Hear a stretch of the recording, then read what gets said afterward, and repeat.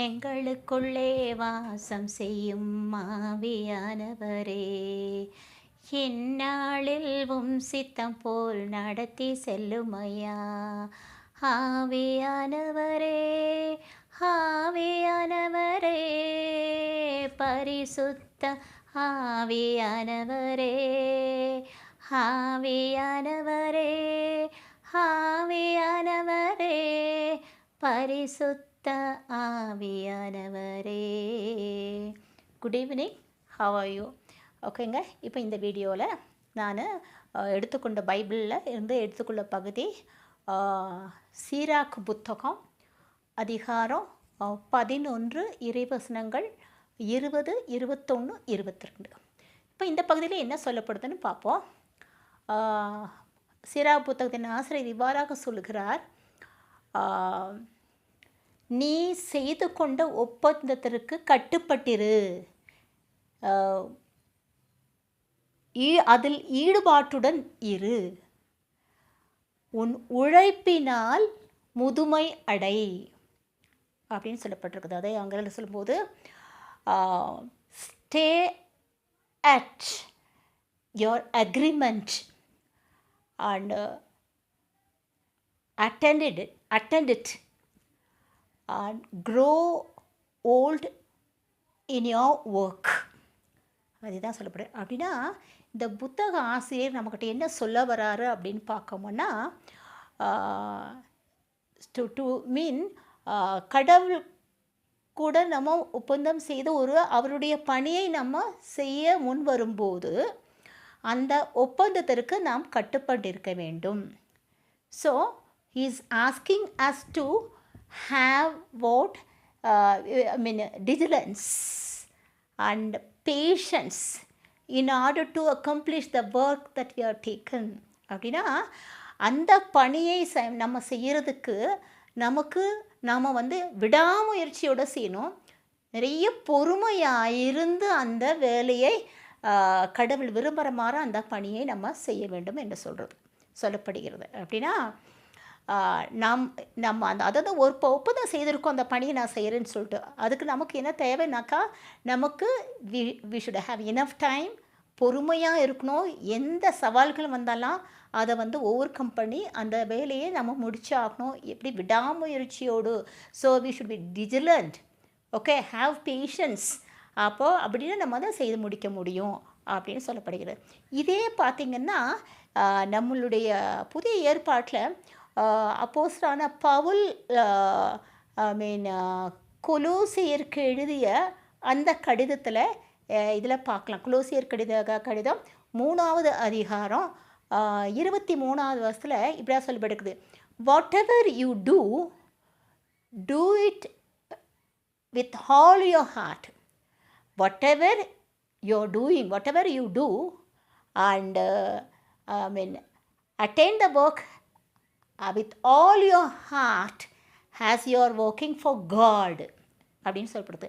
இன்னும் இன்னொரு பகுதியில், அதாவது கொரிந்தியருக்கு எழுதிய முதல் கடிதத்தில் அதிகாரம் 15:58வது வசனத்தில் இப்படி பார்க்கலாம். எப்படின்னா it is starting like that: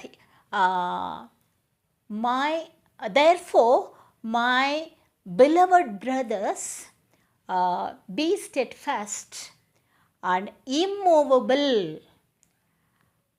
be steadfast and immovable, always abounding in the work of God, for you know that your labor in God is not in vain.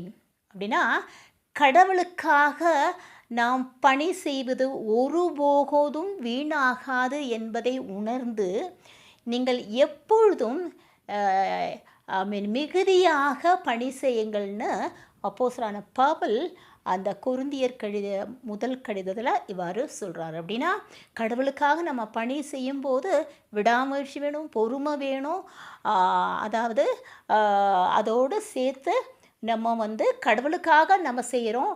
அந்த பணிக்கு ரிவார்டு கிடைக்காமல் போகாது, அது ஒருபோதும் வீணாக போகாதுன்னு நம்ம உணர்ந்து மிகுதியாக எப்பொழுதும் செய்ய வேண்டும்னு சொல்கிறாரு அப்போஸ்தலனான பவுல். இப்போ அடுத்த வசனத்துக்கு போகும்போது பார்த்தீங்கன்னா இப்படியாக சொல்லப்படுகிறது, do not wonder at the work of the sinners. அப்படின்னா பாவிகளுடைய செயல்களை பார்த்து வியப்படையாதே, பட் ட்ரஸ்ட் இன் காட், கடவுள் மீது நம்பிக்கை வை, and stay at your job. அப்படின்னா உன் உழைப்பில் நீ கவனம் செலுத்து, நீ உன் உழைப்பில் நீ நிலைத்திரு அப்படின்னு சொல்லப்படுகிறது. அப்படின்னா நம்ம வந்துட்டு இப்போ யோசித்து பாருங்கள், நம்மளுடைய ஒரு பணியை செய்யும்போது நம்மளுடைய நேர் வழியிலையும் செய்யலாம், கடவுளுக்கு பிடிக்காத வழியிலையும் செய்யலாம், எப்படி வேணால் செய்யலாம். பட் வந்து சில பேர் வந்து என்ன பண்ணுவாங்கன்னா, அதை குறுக்க வழியில் செய்து பாவங்களை நம்ம சேர்த்து சுமந்து கொள்ள வேண்டியதாக இருக்கும். பட் கடவுளை அப்போ என்ன பண்ணுவோம், நம்ம என்ன பண்ணுறோம், அவங்க இப்படி செய்கிறாங்களே எப்படி செய்கிறாங்களே பார்த்தா அவங்கள பார்த்து ஆச்சரியப்படுவோம், பொறாமப்படுவோம், கோபம் கொள்வோம். அதனால தான் அந்த ஆசிரியர் சொல்கிறாரு, don't wonder at the work of the sinners or wicked. பாவிகளுடைய செயலை பார்த்து வியப்படையாதே அப்படின்னு சொல்கிறாரு. உன்னுடைய வேலையில் நீ கவனம் செலுத்து, உன்னுடைய வேலையில் நிலைத்திரு அப்படின்னு சொல்கிறாரு. So for you know that it is it is in the sight of God, it is easier to make a poor rich within a short time, in an instant time. அதாவது ஒரு நொடியில் கடவுளுடைய பார்வையில் கடவுள் வந்து ஒரு ஏழையை செல்வராக்க முடியும் அப்படின்னு சொல்கிறாரு. So it is easier in the sight of God to make the poor rich and in an instant of time. அப்படின்னா ஒரு நொடியில் அவர் வந்து அப்படி மாற்ற முடியும். அப்படின்னா கடவுளால் எல்லாமே முடியும், கடவுளால் எல்லாமே செய்ய முடியும். அப்போது நம்ம வந்து என்ன பண்ணணும்னா, நம்மளுடைய பணியில் கவனம் செலுத்தி மற்றவர்களை பார்த்து கோபம் கொள்ளாமலும் வியப்படையாமலும், அதுவும் பாவிகளையும் கெட்டவர்களையும் தீமை செய்யலாம் அதெல்லாம் அவங்களெல்லாம் பார்த்து நினைக்காம நம்மளுடைய வேலையில் கவனம் செய்து நம்மளுடைய உழைப்பில், அதாவது நம்ம கடவுளுக்காக செய்கிறோம்னு சொல்லிட்டு அதை நினைத்து வந்து நம்ம அந்த பணியை நாம் செய்ய வேண்டும்னு சொல்லப்படுகிறது. ஸோ இட் இஸ் கிவன் இந்த பைபிள். அடுத்த வசனத்தில் பார்த்தீங்கன்னா இப்போ வர சொல்லப்பட்டிருக்கிறது, the blessing of the Lord is the reward of the pious. அப்படின்னா இறை பற்றுள்ளோருக்கு கடவுளின் ஆசியே வெகுமதி. இறை பற்றுள்ளோருக்கு கடவுளின் ஆசியே வெகுமதி அப்படின்னு சொல்கிறாரு. அப்படின்னா அதுக்கு முன்னால் ஒன்று சொல்ல மறந்துட்டேன், அதை பாருங்கள். அது என்னன்னு சொன்னாக்கா, இந்த ப்ரோவர்ப்ஸில் என்ன கொடுக்கப்பட்டிருக்குன்னா 10வது அதிகாரம் 24வது வாசலில் என்ன சொல்லப்பட்டிருக்குன்னா, the blessing will bring the wealth, the Lord doesn't add the sorrows in it. அந்த செல்வத்தில் அவர் துன்பத்தை கொடுக்க மாட்டார்னு சொல்கிறாங்க. அப்படியே the blessings will bring the wealth and he doesn't add what the sorrows in it.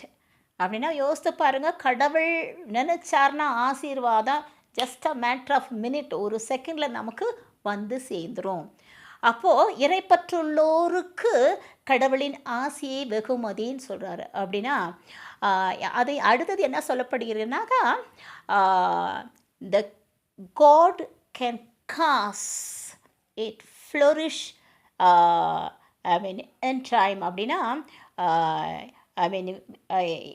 suddenly God can cause to flourish the blessings, cause the blessing to flourish.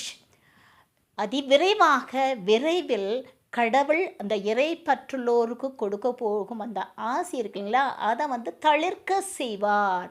God can cause his blessings flourish suddenly, quickly he will cause the blessings flourish forward the godly people.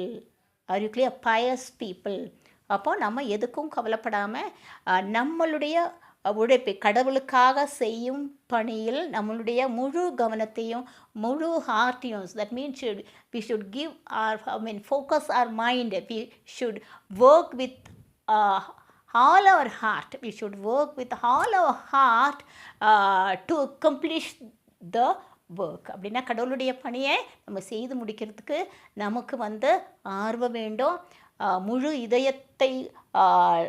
இதயத்துடன் ஈடுபாட்டுடன் அந்த வேலையை நம்ம செய்யணும் அப்படின்னு சொல்கிறாரு. அந்த பாவிகளுடைய செயல்களை பார்த்து வியப்படக்கூடாது, பொறாமப்படக்கூடாது, கோவப்படக்கூடாது அப்படின்னு சொல்கிறாரு. ஓகேங்களா? சீராக் புத்தகத்தின் ஆசிரியர் இது தான் நமக்கு சொல்ல வராரு. ஓகேங்களா? Bye. Thank you so much. Bye bye. Good night.